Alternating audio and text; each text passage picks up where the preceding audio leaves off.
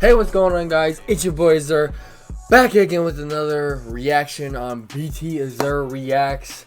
I'm telling you, we're keeping up this channel. I'm trying to stay dedicated to YouTube now. I'm trying to find the time. So yeah, we're back with another reaction. If you're liking the song you're hearing in the background, make sure to check it out. Link in the description. This one is 2-0 by me, BT Ahzure or BT Music. So yeah, search that up on any streaming platform and stream it up. But yeah, that's enough for the preview. But today we're reacting to 3 true scary Home Alone horror stories by Streetlight Horror.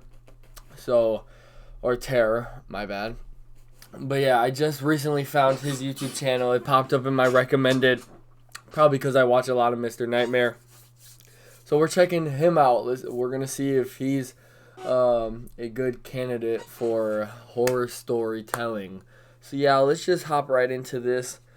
I just got back from track practice, so that's why I may look a little sweaty. But yeah, besides that, let's get into this.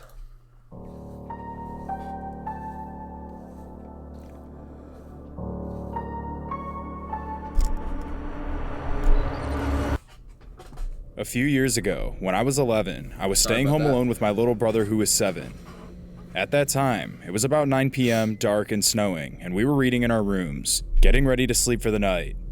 To give some context for the layout of the house, my bedroom is directly to the left of the front door, and my brother's is directly to the right.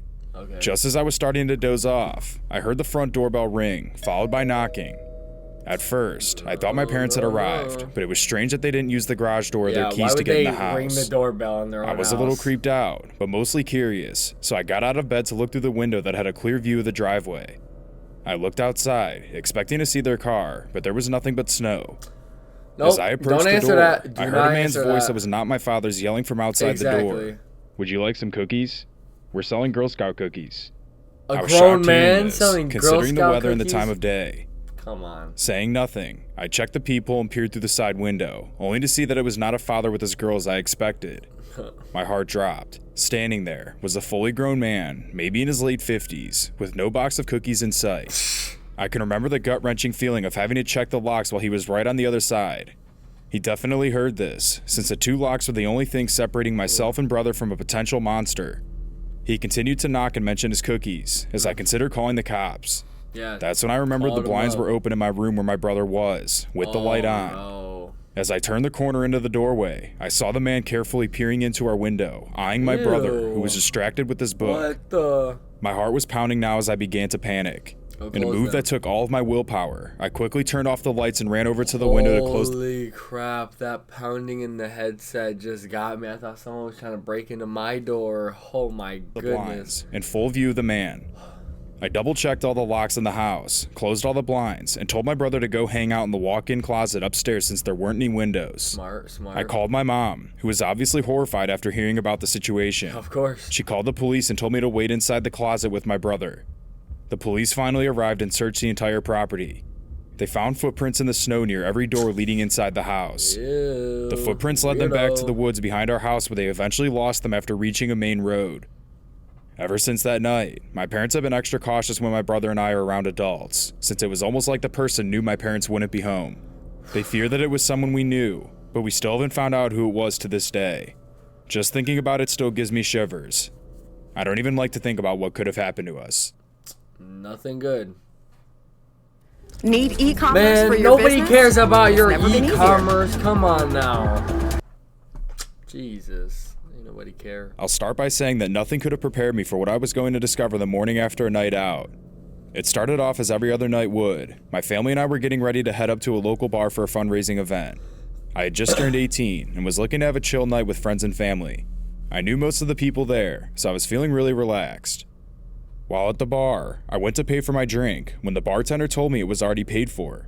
When I went to see who had paid for it, I saw my cousin's partner.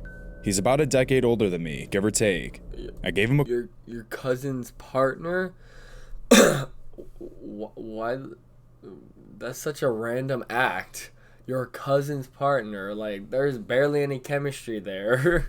quick wave. Unless you're and we really did the normal close with niceties your like, partner, "Hi, how are you doing?" partner, your cousin. It's important to note that I'd And barely your partner. spoken more than 2 words to him before, as he was usually quiet, or retreated What? to his room when we would go and visit my cousin. The heck? After saying thank you, I thought nothing of it. Nothing seemed off with our little interaction. By the end of the night, I had gathered my family together and told them I wanted to head home.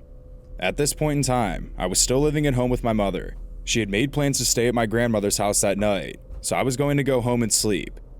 Around 11:30 p.m., I went outside for a smoke before driving home. Just as I was about to head to my car, I heard someone call my name, so I turned to find my cousin's partner walking towards me. He asked if I was about to head home, which I immediately thought was weird. I told him that it was late and that I was calling it a night.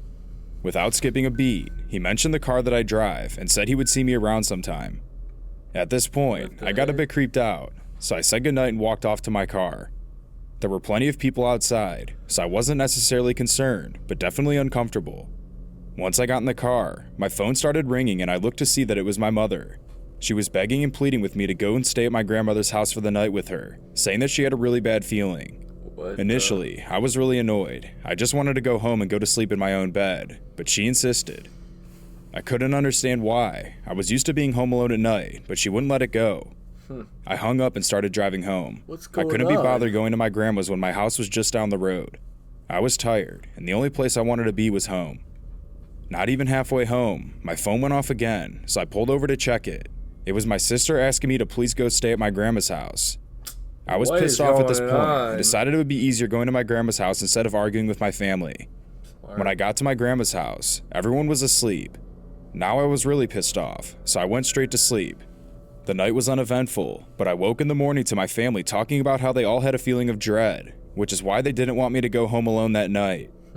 My mother and I left to go home around lunchtime. As soon as we pulled in the driveway, I instantly felt off. Once I got to the door, I found a police card wedged into the door to call them as soon as possible. I went inside and found my mother's camera on the kitchen table. This was a huge red flag, considering it was in my bedroom before we left the house for the fundraiser. I went to my room, only to find that my entire room had been ransacked. No other room in the house had been touched. My blankets had been pulled back, and it looked like someone had been in my bed. My drawers were wide open, and my underwear was sprawled on the floor. Another one of my mother's cameras was also on the table where my TV was, which was directly opposite to my bed. By this point, my heart was pounding and my mind was racing. If I had gone home, like the plan all along, I would have made my way through the house and then crawled into bed without switching my lamp on. I'd done this so many times previously, and I wouldn't have seen the state of my room at all. My mother gave the police a call to find out what happened, and what she told them made the blood drain from my face. Police were alerted to a break-in at our next-door neighbor's house when our neighbors found a man wandering inside their house. The man claimed that he was my friend and went into the wrong house. They chased him out. Our house had a big 8x12 meter deck which looked over my neighbor's house. They called the police again when they spotted the same man smoking on our backyard deck. The police arrived at our house at 2 a.m., but since I wasn't home, no one answered the door. They noticed the lights were on, so they went inside through the back door which was left unlocked to investigate. They made their way through the house and found a man hiding in the bedroom in the dark. He couldn't give a reason why he was there or why he was hiding in my room. They arrested him and took him to the station, since they wanted to know if we knew him. Well, it turns out it was my cousin's partner, and he'd been hiding in my bedroom for over an hour waiting for me to get back because he knew I'd be going home that night. To this day, my mother and sister still can't explain how or why they knew I shouldn't go home. Whether it was a total coincidence or not, my mother's gut feeling saved me from going home alone that night. Ever since that night, I never question my mother when she has a bad feeling about something. Who knows what would have happened to me? He was charged with breaking and entering and spent some time in jail before being released and leaving the country. Bro fled the country too? Jesus. There's one thing you need to do before you buy anything online. Don't spend another dime on Amazon until you watch this first. Shut up.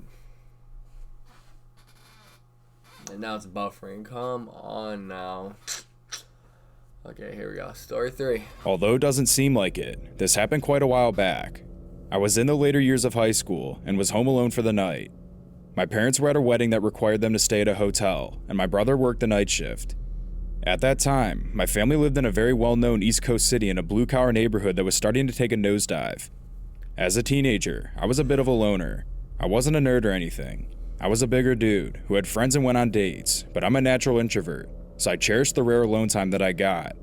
On that particular weekend, I was looking forward to engaging in my normal empty house routine.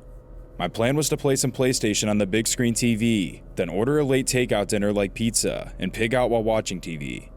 Cecil was a beagle who was old as the hills and had been in our family for about 8 years. He was quiet and peaceful and spent his time begging for food and sleeping. Unlike most beagles, Cecil never howled or barked. He was more than content to rest his head on your lap and spend the night there. Around 1 a.m., I had just finished the last slice of pizza and was dozing off on the couch when I heard a bang coming from the back alleyway. It didn't really startle me, since it wasn't out of the ordinary. Anyone who has lived in a city would know that random noises could be heard at any time of the night. Cecil's head popped up off my lap and the hair on his back stood up. He was always a bit skittish, so I calmed him down and started dozing off again.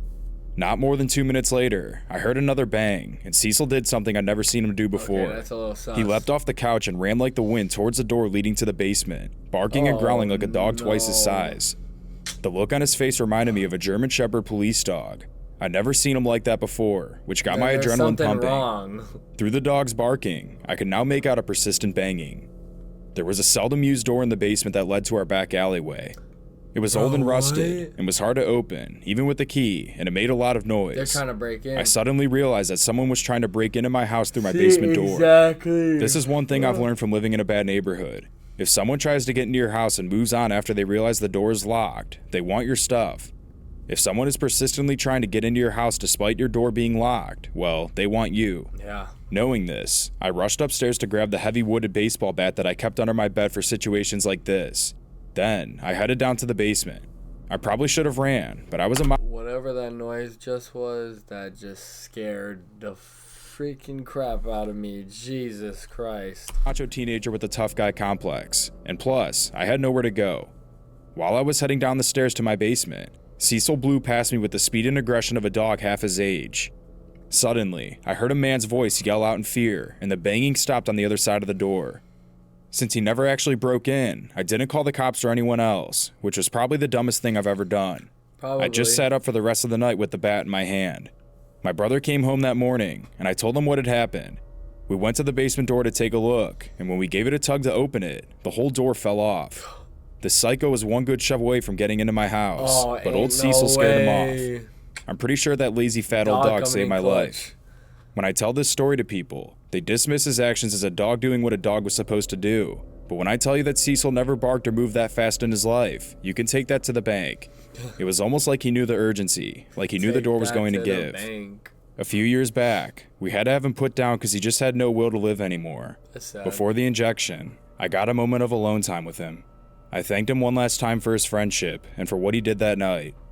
At this point, I was a grown man with a wife and kids. That's really sad. I'm convinced none of that would have happened without old Cecil. Thanks, pal. I miss you. Bro, that's so sad. Man, rest in peace. But anyways, guys, that is it for the reaction. I do like this guy's videos. I will subscribe, and I will turn on notifications. But yeah, that is it for today. Hope you guys enjoyed this reaction. More reactions coming soon. I also have a main channel video coming very soon, so keep an eye out for that. Links in the description like always. That song in the intro is in the description. His video is in the description as well. And yeah, I'll see you guys in the next reaction. Peace.